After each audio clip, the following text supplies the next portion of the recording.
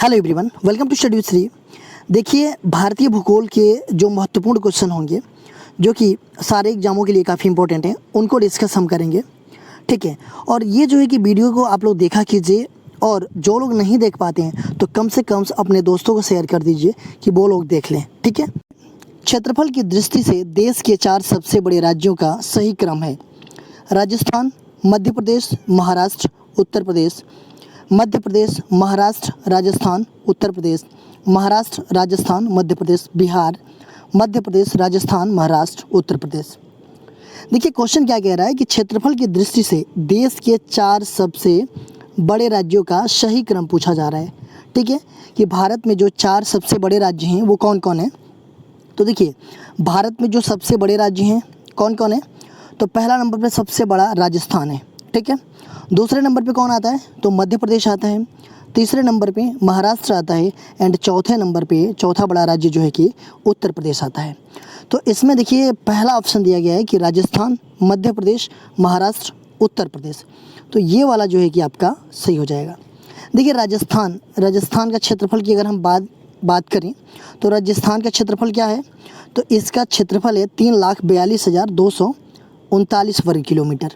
मध्य प्रदेश की हम बात करें तो इसका क्षेत्रफल है 3,08,252 वर्ग किलोमीटर। महाराष्ट्र की हम बात करें तो इसका है 3,07,713 वर्ग किलोमीटर। और उत्तर प्रदेश की हम बात करें तो इसका है 2,40,928 वर्ग किलोमीटर। ठीक है, देखिए, राजस्थान का राजधानी कहाँ है, जयपुर। मध्य प्रदेश की राजधानी तो भोपाल है, महाराष्ट्र की मुंबई है, और उत्तर प्रदेश की राजधानी लखनऊ है। भारतीय संघ में केंद्र शासित प्रदेश हैं 5, 8, 9, इसमें से इससे अधिक। भारतीय संघ में केंद्र शासित प्रदेश कितने हैं, तो आज के डेट में केंद्र शासित प्रदेश हैं 8 आपके। बी ऑप्शन आपका सही है। कौन कौन है, जम्मू और कश्मीर, लद्दाख, चंडीगढ़, दिल्ली, दमन दीव, लक्षद्वीप, पुदुचेरी, अंडमान निकोबार द्वीप समूह। ये जो कि 8 जो है कि आपके क्या हैं, केंद्र शासित प्रदेश हैं। ठीक है, और स्टेट कितने हैं, तो स्टेट जो है कि 28 हैं। निम्नलिखित में से कौन सा द्वीप अंडमान और निकोबार द्वीप समूह से संबंधित नहीं है? रटलैंड, सेंटिनेल, कैन्नानोर द्वीप, नानकौरी। पूछा जा रहा है कि निम्नलिखित में से कौन सा द्वीप जो है कि अंडमान और निकोबार द्वीप समूह से संबंधित नहीं है। तो कौन सा द्वीप जो है कि संबंधित नहीं है अंडमान निकोबार से, तो वो है आपका सी, कैन्नानोर द्वीप। ये कहाँ पड़ता है, तो ये पड़ता है आपका लक्षद्वीप में। ठीक है, कथन ए, भारत का अक्षांशीय विस्तार एवं देशांतरीय विस्तार लगभग समान है और उसके लंबाई और चौड़ाई की दूरियों में अंतर पाया जाता है। कारण आर दिया गया है कि भूमध्य रेखा पर ही देशांतर रेखाओं के बीच दूरी सर्वाधिक होती है और क्रमशः कम होती है। इन ध्रुवों पर शून्य होता है।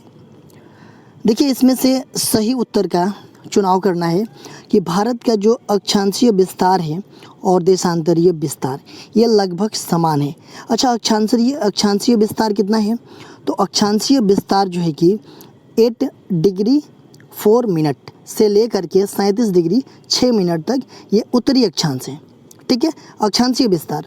और हम बात करें देशांतरीय विस्तार की तो ये है आपका 68 डिग्री 7 मिनट से 97 डिग्री 25 मिनट, ये पूर्वी देशांतर है।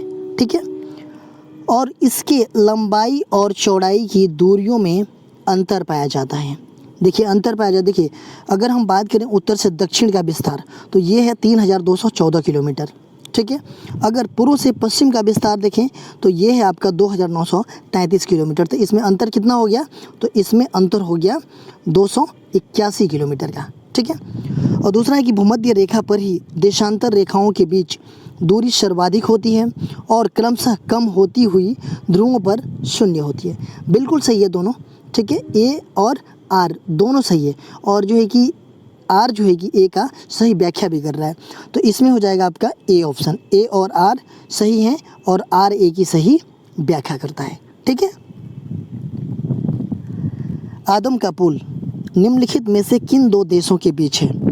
भारत एवं पाकिस्तान, भारत एवं म्यांमार, भारत एवं बांग्लादेश, भारत एवं श्रीलंका। आदम का पुल ये किन दो देशों के बीच है?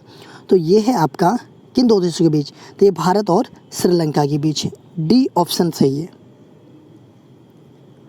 भारत का अनन्य आर्थिक क्षेत्र EEZ विस्तारित है 2.02 मिलियन वर्ग किलोमीटर में, 200 समुद्री मील में, 20 मिलियन वर्ग किलोमीटर में और 0.20 मिलियन वर्ग किलोमीटर में। भारत का अनन्य आर्थिक क्षेत्र EEZ मतलब कि एक्सक्लूसिव इकोनॉमिक जोन। ठीक है।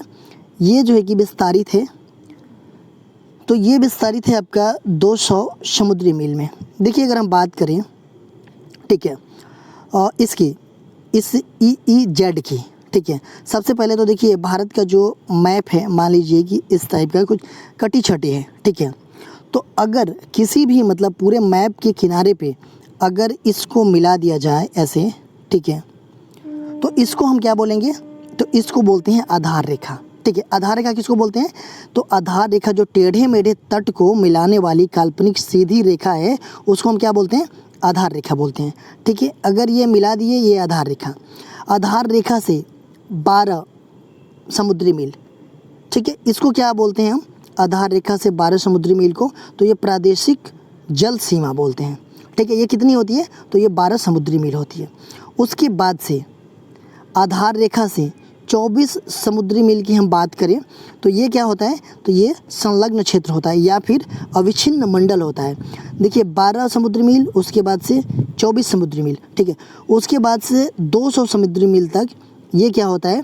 तो ये होता है आपका अनन्य आर्थिक क्षेत्र मतलब EEZ। तो ये जो बाउंड्री है ऐसे मतलब इंडिया का मतलब वो कटी छटी है ना, तो अगर उसको सीधा मिला देंगे हम तो वो हो जाएगा क्या? ये हो जाएगा आधार रेखा। आधार रेखा मतलब कि जो टेढ़े मेढ़े तट को मिलाने वाली काल्पनिक सीधी रेखा को हम आधार रेखा, और आधार रेखा से 12 समुद्री मील क्या होता है? प्रादेशिक जल सीमा होता है। और 24 समुद्री मील क्या होता है? तो ये होता है संलग्न क्षेत्र। और 200 समुद्री मील क्या होता है? तो ये होता है कि अनन्य आर्थिक क्षेत्र। ठीक है। तो समझ में आ गया होगा आप लोगों को। निम्न में से कौन सा द्वीप भारत और श्रीलंका के मध्य स्थित है? एलिफेंटा, न्यू मूर, रामेश्वरम, लक्षद्वीप। देखिए कौन सा द्वीप है जो कि भारत और श्रीलंका के मध्य स्थित है? तो वो है आपका रामेश्वरम। सी ऑप्शन आपका सही है। कर्क रेखा निम्नलिखित में से किस एक राज्य से होकर नहीं गुजरती है? राजस्थान, गुजरात, त्रिपुरा, उड़ीसा। देखिए कर्क रेखा की बात की जा रही है कि कर्क रेखा जो है कि निम्नलिखित में से किस एक राज्य से होकर नहीं गुजरती है। देखिए 4 ऑप्शन दिए गए हैं, उसमें से 3 से गुजरती है, 1 से नहीं गुजरती है। देखिए अगर हम कर्क रेखा के बारे में अगर बात हम करें तो 23.5 डिग्री उत्तरी अक्षांश की रेखा जिसको हम कर्क रेखा कहते हैं, जो कि भारत के जो है कि बीचों बीच से गुजरती है ये। ठीक है। और यह भारत के कितने राज्यों से होकर के गुजरती है? तो ये भारत के 8 राज्यों से होकर के गुजरती है। क्या? कर्क रेखा। तो वो 8 राज्य कौन कौन से हैं? तो 8 राज्य हैं, देखिए गुजरात, राजस्थान भी है, गुजरात भी है, मध्य प्रदेश है, छत्तीसगढ़, झारखंड, पश्चिम बंगाल, त्रिपुरा और मिजोरम। इन 8 राज्यों से कर्क रेखा भारत के बीचों बीच से गुजरती है। ठीक है। उड़ीसा से नहीं गुजरती है। तो ये पूछा जा रहा है कि किस एक राज्य से होकर के नहीं गुजरती है? तो ये हो जाएगा उड़ीसा। निम्नलिखित में से कौन सा एक अनुषंगी नगर मतलब कि सैटेलाइट टाउन के वर्ग में आता है? एर्नाकुलम, अहमदाबाद, बेंगलोर, सूरत। निम्नलिखित में से कौन सा एक अनुषंगी नगर की मतलब कि सैटेलाइट टाउन बोल सकते हैं या उपग्रह नगर बोल सकते हैं? ये जो है कि कौन सा है? तो ये है आपका एर्नाकुलम। ए ऑप्शन आपका सही है। क्षेत्रफल की दृष्टि से 3 सबसे बड़े केंद्र शासित प्रदेश अवरोही क्रम है।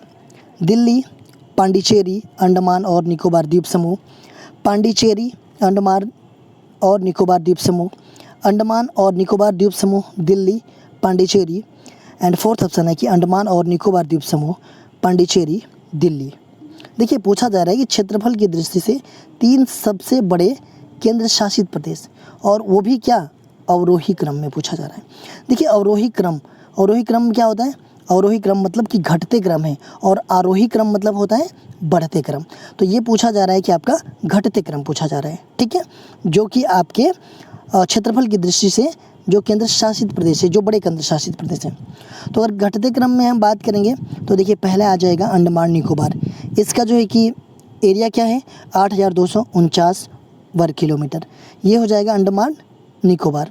उसके बाद से आता है दिल्ली, ठीक है, दिल्ली का कितना है एरिया, तो 1,483 वर्ग किलोमीटर।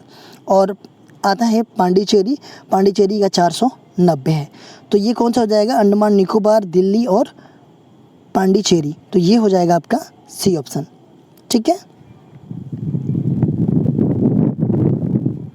भारतीय मानक समय निम्नलिखित में से किस स्थान के स्थानीय समय को दर्शाता है? नई दिल्ली, कोलकाता, चेन्नई, इलाहाबाद। देखिए भारतीय मानक समय निम्नलिखित में से किस स्थान को स्थानीय समय को दर्शाता है? तो वो दर्शाता है आपका इलाहाबाद को। आज के डेट में प्रयागराज है, इलाहाबाद नैनी को। देखिए अगर हम बात करें भारतीय मानक समय की, तो भारतीय मानक समय देशांतर रेखा प्रयागराज, इलाहाबाद के नैनी से होकर के गुजरती हुई 5 राज्यों से, मतलब कौन कौन, उत्तर प्रदेश, मध्य प्रदेश, छत्तीसगढ़, उड़ीसा, आंध्र प्रदेश से ये होकर के जाती है भारतीय मानक समय वाली ये देशांतर रेखा, ठीक है। तो ये भी याद रखिएगा कि कितने राज्यों से होकर के जाती है, तो 5 राज्यों से, ठीक है। सर्वप्रथम इंडिया शब्द का प्रयोग भारत के लिए किस भाषा में किया गया था? उर्दू, फारसी, ग्रीक, अरबी। सर्वप्रथम इंडिया शब्द का प्रयोग भारत के लिए किस भाषा में किया गया था? तो वो किया गया था आपका ग्रीक भाषा में। सी ऑप्शन आपका सही है। भारत में सर्वाधिक लंबी समुद्री तटीय सीमा वाला राज्य है?